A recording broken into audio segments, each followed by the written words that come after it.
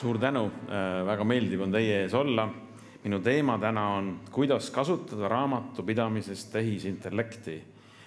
Krista jutul on väga hea kohe siit jätkata.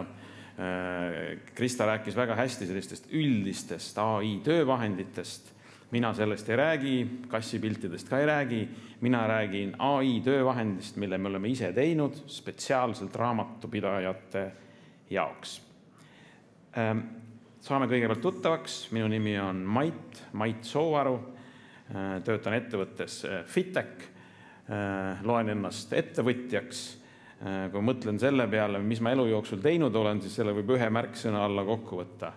Ma ei olegi midagi muud teinud, kui tegelenud finantsprotsesside, raamatupidamise, digitaliseerimise ja automatiseerimisega. Täna esindan siis ettevõtet nimega Fitech, olen selle juht ja ka üks aktsionäridest. Oleme Fitechiga jõudnud täna 12 riiki. Meil on 6 riiki sellised, kus me oleme oma inimestega koha peal olemas ja ülejäänud 6 riiki on siis sellised, kus meil on edasimüüjad. Ettevõte on Eestist alguse saanud, julgen edulooks lugeda ja on põhjust uhke olla, aga juured on meie ettevõttel juba 25 aasta kaugusel, nii et me ei ole uued tegijad.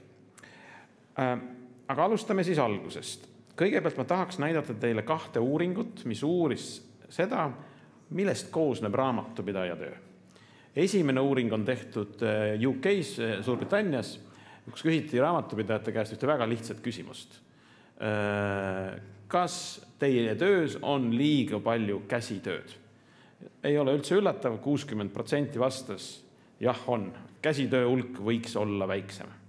Ja kui Krista mainis teemat, et kas AI võiks raamatupidaja töö ära kaotada, siis mina olen siin küll Kristaga 100% nõus, et seda ei juhtu mitte kunagi.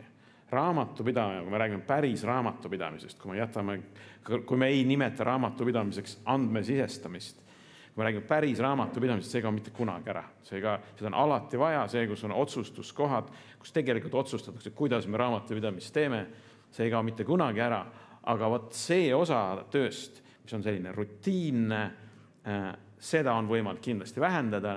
Nii et millest mina teile rääkima hakkan, ongi see, kuidas AI töövahenditega üks raamatupidaja saaks rohkem ära teha, rohkem keskenduda, rohkem väärtust loovale osale tööst ja vähem aega võtaksid rutiinsed osad. Teine uuring, mis on nüüd tehtud küll USA-s, mis näitab seda, kuhu see raamatupidaja aeg siis kulub. Siin on erinevad valdkonnad toodud, palgaarvestus, müügiarved, raporteerimine ja muud, aga kõige suurema osa selle uuringu andmetel 40% moodustab tegelemine ostuarvetega.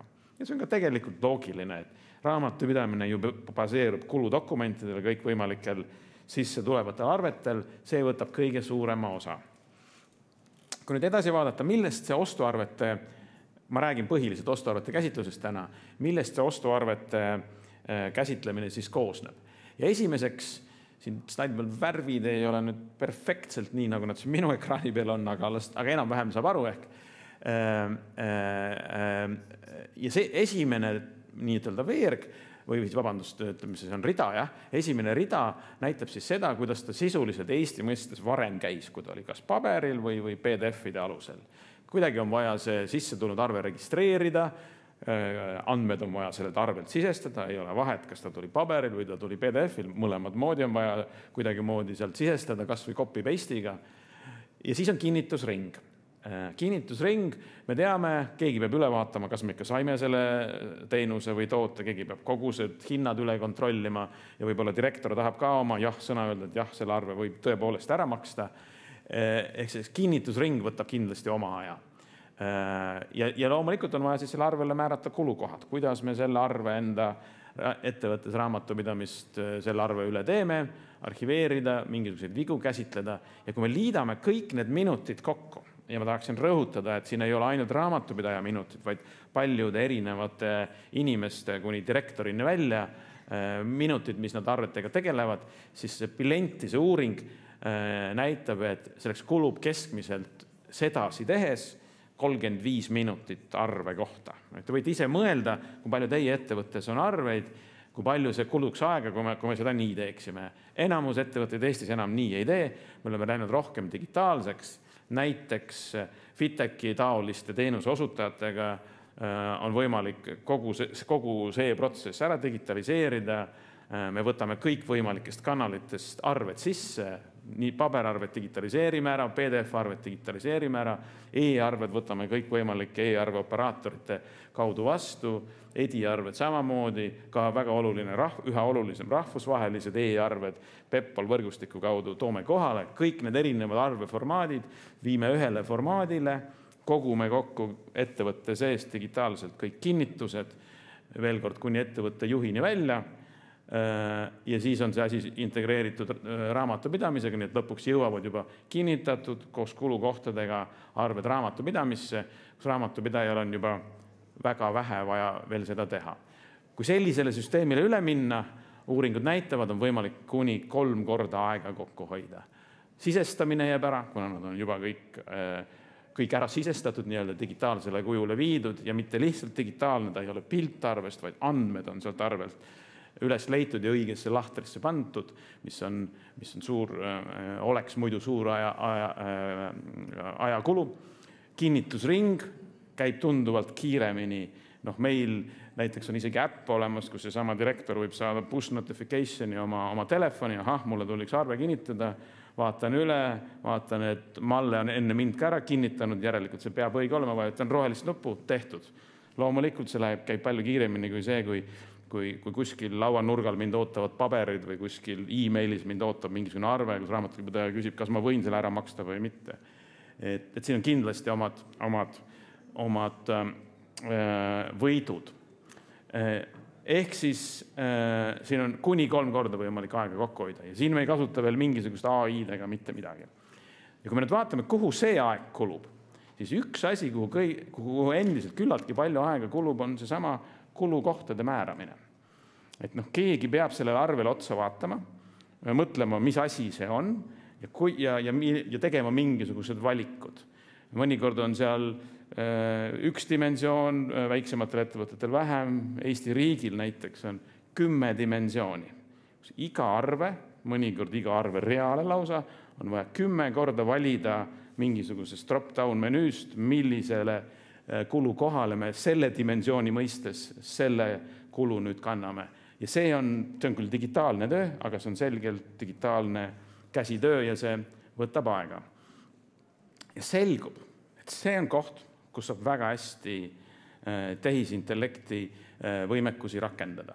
Nimelt, kui meil on arhiivis olemas arved, mis on inimeste poolt juba töödeldud ja Fitechi klientide arved on meil andmebaasis olemas, Fitechi süsteemis on võimalik vajutada suurt rohelist nuppu, millega alustatakse siis treenimist, AI mudeli treenimist konkreetselt selle kliendi andmete põhjal. Ja veel kord, mis need andmed on? Need on siis andmed, mida inimesed tegid, vaadates arvele otsa ja otsustades, kuidas me meie ettevõttes arvele võtame. Ja kui meil on paljude aastate sellised arved nende niinimetatud õigete vastustega olemas, me saame treenida selle põhjal selle kliendi spetsiifilise AI mudeli, mis sisuliselt kogub endasse selle tarkuse, kuidas see ettevõte enda raamatupidamist teeb. Kui see on tehtud, see võtab päris kaua aega, see võtab kuni 24 tundi aega, see treenimine, mis toimub siis serverites, inimene ei pea midagi tegema, paned hommikul käima, tuled järgmisel hommikul tagasi, selleks ajaks on ta tehtud ja see on ühekordne töö. Ta läheb ajalukku, teeb selle treenimise ära ja pärast seda on selle ettevõtte spetsiifiline AI mudel valmis ja kui nüüd tuleb meil uus arve sisse, kus ei ole neid kulukohti peal, me peegeldame selle vastu seda AI mudelit ja AI mudel väljastabki kulukohad, kuidas see arve tuleks selles ettevõttes arvele võtta. Raamatupidajal ei ole mingit põhjust esimesel päeval usaldada sellist AI. Ta tahab ükshaaval kõik asjad kindlasti üle vaadata. Ja see ongi õige meetod, kuidas selle läheneda. Ta vaatab need üle, tema käest on see rutiinne osa tööst ära võetud, see andmesisestus on ära võetud, seda ta enam peab tegema, aga ta vaatab, kuidas see töö tulemus oli ja kui ta leiab sealt vea, seda arvet ei ole vaja seekord vähemalt niimoodi kulusse võtta, vaid teistmoodi, ta teeb muudatuse, siis sellest muudatusest kohe AI mudel ka õpib. Nii et ta on ise õppiv ja see iseloomustab masinõppe või tehisintellekti süsteeme ju alati, et ta on pidevalt, ta saab targemaks, esimesel päeval on ta kõige rumalam, mis ta on, iga päevaga ta saab üha targemaks, üha rohkem ta saab paremini aru, kuidas on õige käituda ja tulemuseks ongi see, et see kulukohtade määramisele kuluaeg on võimalik kordades vähendada ja kui me vaatame uuesti, kui me FITEC-i taolisele süsteemile paneme AI juurde, me saame veel kord ligikaudu 3-kordse ajavõidu, kui palju kulub aega ühe arve käsitlemise peale. Ja veel kord, see ei ole ainult raamatupidamise aeg, see on ka kõikide inimeste aeg selles ettevõttes. Nii, mul on siin mõned screenshotid võetud sellest, kuidas see päriselt välja näeb. Kes on FITEC-ini kasutajad, ma tean Excellenti kasutajatest seas on sadu kliente, kes kasutavad FITEC-ini ka lisaks Excellentile.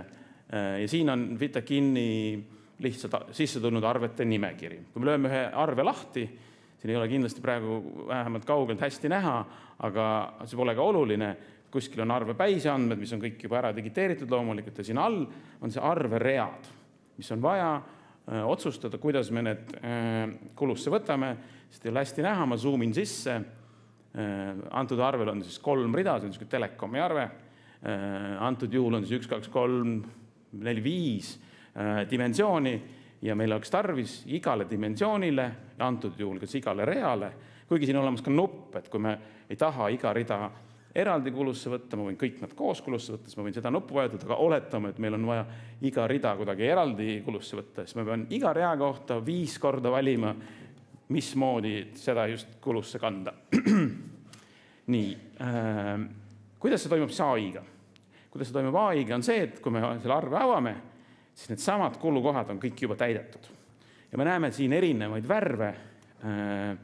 AI mudel, ma zoomin ka sisse, AI mudel väljastab lisaks sellele kulukoha soovitusele, ta väljastab sellise asja, mille nimi on kindlusindeks. Kindlusindeks, inglise keeles confidence score, on siis see, kui kindel AI oma pakkumises on.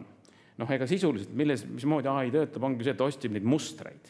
Ja kui ta näeb seda mustrit väga selgelt, siis ta on selles väga kindel. Kui see on mustri nägemine on tal udusem, siis on ta vähem kindel. Ja need, kus ta on kindel, me tähistame siis rohelise värviga ja on ka võimalik rakendada hiljem siis sellist lisaautomatiseerimist, et kui ma näen, et alati sellelt tarnijalt on arve puhul, kui see värv on roheline, siis ta mitte kunagi ei ole vale. Mul ei ole kunagi vaja seda ümber muuta ja ma saan rakendada lisaautomatiseerimise ära selliseid variante mulle enam tulevikus näitad, teen need juba ära minu eest ise ja sealt tekib veel lisavõit. Siin on ka teisi värve, kes FITEC-ini kasutajad on teavad, et meil on olemas selline asi nagu autokonteeringud, kus inimene ise saab defineerida reegleid. Et kui see, siis see, kui tarnijaks on näiteks see, summa on suurem kui see, siis pane sinna kontole, piltlikult öeldes, need saavad toimida koos AI-ga. Et kui inimene on mingisugused reeglid defineerinud, siis need on primaarsed, need rakenduvad alati kõige esimesena, neid AI ei puudu, aga alati jääb üle mingisugune ruum kõikide asjad, kõikide maailma variantide jaoks ei ole võimalik kunagi reeglid ette defineerida ja see ei ole ka tegelikult vajalik, kuna AI suudab seda ka väga hästi teha, aga võib-olla on mõned väiksed asjad, mis sa tahad nagu kindlalt enne paika panna, need toimivad ära ja siis AI toimib ülejäänud ruumis ja inimesel on alati võimalus üle vaadata, kui midagi ei klapi, ära muuta, sellest AI kohe õpib ja me oleme suutnud raamatupidaja tööst seda rutiinset osa tunduvalt vähendada. Ja millised on siis selle kasutamise esimesed kogemused? Seda tahaks teile kohe näidata. näitan teile 7 ettevõtte kogemusest. Siin need on. Kuna need on ettevõtete sisesed andmed, siis on siin välja toodud, ettevõtte nime oleme jätnud anonüümseks, aga oleme välja toonud, millisest sektorist nad on, millistest riikidest nad on. Et siin on siis nii avaliku sektori asutusi kui erasektori suuremaid ja väiksemaid ettevõtteid. See veerg siis näitab seda, kui palju neid arveid on kuus. Nad on enamus on sellised keskmise suurusega ettevõtted, üks on ka selline, kellel on 8000 arvet, 6 suurem ettevõte. Ja mis me siis leidsime? Ühe kuise perioodi jooksul, kui suurel protsendil arvetest oli vajalik inimese sekkumine ja kui suurel protsendil AI tegi kõik ära nii, et inimese sekkumist vaja ei olnud. Alustame kõige kehvemast tulemusest. See Leedu tööstussektori ettevõte saavutas tulemused, inimese sekkumine oli vajalik peaaegu pooltel arvetel. Esimese hooga võiks mõelda, et äkki see on kehva tulemus. Aga tegelikult, kui me mõtleme, et keegi tegi minu tööst peaaegu pool ära, nii et ta kordagi ei eksinud, tegelikult ka see on päris hea tulemus. Vaatame edasi. Kõige parem tulemus.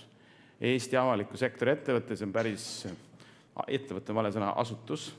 See on asutus, keda me kõik teate. Nendel 25% arvetest vajasid inimese sekkumist. Ülejäänud tegi AI korrektselt ära. Mõelge, kui suur võit see on raamatupidaja jaoks. Sama käsitsi sisestamine, kulukohtade käsitsi sisestamine 3/4 juhtudel oli tehtud ilma igasuguse inimese sekkumiseta ja loomulikult raamatupidajad said keskenduda rohkem väärtust loovamale, rohkem kasulikule tööle kui lihtsale sisestusele. Ja see Leedu kaubandusettevõte, mida te ka kõik teate, nende statistika näitas, et 56,9, peaaegu 60 tööpäeva kuus on see, mis nende hinnangul nad suutsid tänu sellele kokku hoida. Neil on päris suur raamatupidamise osakond ja need inimesed said tõepoolest keskenduda millelegi kasulikumale. Nii et meie esimesed kogemused näitavad, et kui teha spetsiaalne AI spetsiaalselt raamatupidaja tarbeks, siis see annab korraliku tulemuse. Ja kuidas see siis kokku võtta? See AI on meie tehtud, me nimetame seda FitTech AI-ks. FitTech AI suurendab selgelt efektiivsust, mõnedel juhtudel isegi kuni 80% kulukohtadest on võimalik täisautomaatselt määrata ilma inimese sekkumiseta. Oluline on veel see, et selline automatiseerimine ei vaja, kuidas öelda, pidevat hooldust. Kui me teeme mingisugused reeglid, siis neid on vaja pidevalt jälgida, et kas need reeglid töötavad õieti, kui on mingisugused muudatused, me peame nendesse reeglitesse ka need muudatused sisse viima. See süsteem on ise õppiv ja seda ei vaja. Mõned soovitused lõpetuseks, viimane slaid. Ostuarvete digitaalse ringlussüsteemi juurutamine kindlasti viib raamatupidamise uuele tasemele. Veel kord, parem automatiseeritus, parem läbipaistvus, vähem käsitööd. See on tänapäeval, kuidas öelda, hügieenitase juba sisuliselt. Teiseks, kui me lisame sellele ringlussüsteemile AI, siis me eemaldame veel rohkem käsitööd kogu sellest protsessist. Ja kui me need mõlemad 2 asja oleme ära teinud, siis loomulikult mine küsi palgatõusu, kuna ettevõte toimib efektiivsemalt ja sa ilmselgelt lisad ettevõttele rohkem väärtust. Suur tänu teile!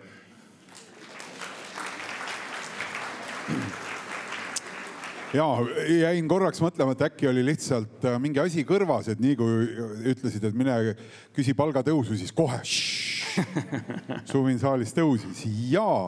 No ma saan aru, et see arvete analüüs on praegu üks teema. Mis veel praegu näpu all on, kus veel see kiire automatiseerimine Leedu müügiettevõtte puhul võiks anda järgmised 56 päeva kuus vabaks? Jaa, no meie keskendume loomulikult raamatupidamisele, nii et... No ma seda pean silmas. Ja raamatupiduse valdkonnast omakorda arvetele, et me esialgu näeme, et arvete maailmas on nii palju veel ära teha, et see, aga õige on see, et see ostuarvetele kulukohtade määramine on esimene asi, mille me oleme identifitseerinud, kus efekt on nagu hästi käega katsutav ja kiiresti saavutatav. Aga potentsiaalselt loomulikult on teisi valdkondi veel.